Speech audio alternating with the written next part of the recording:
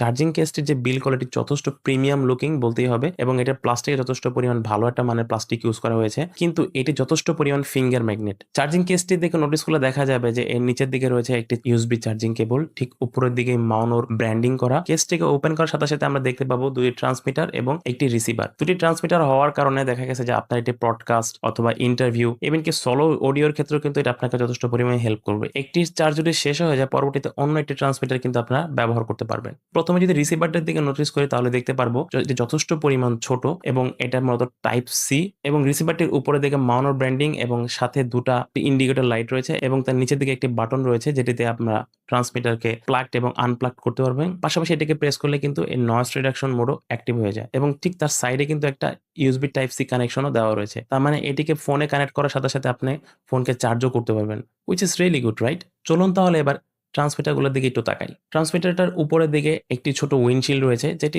অনেক ছোট আমার কাছে বলতে গেলে। উপরের দিকে মাউনার ব্র্যান্ডিং করা, যেটা দেখতে আমার কাছে যথেষ্ট পরিমাণ ভালো লাগতেছে। উপরে ইন্ডিকেটর লাইটও রয়েছে, যেটা দিয়ে আসলে আপনারা ট্রান্সমিটারের সাথে যে কানেক্ট হয়েছে কিনা এবং এটা কোন মোডে আছে সেটা কিন্তু আপনারা দেখতে পারবেন। ঠিক তার পাশে রয়েছে একটি বাটন, এবং এই বাটনকে প্রেস করলে আপনার মাইক্রোফোনটি অন এবং অফ করতে পারবেন। পাশাপাশি এটার যে নয়েজ ক্যান্সেলেশন মোড আছে সেটাকে আমরা এটা অ্যাক্টিভ করতে পারবেন। ঠিক তার উপরের দিকে রয়েছে একটি ক্লিপ, যেটি থ্রুতে আপনারা আপনাদের শার্টের কলার অথবা গেঞ্জি টি শার্টের সাথে কিন্তু এটাকে হুক করে লাগাতে পারবেন।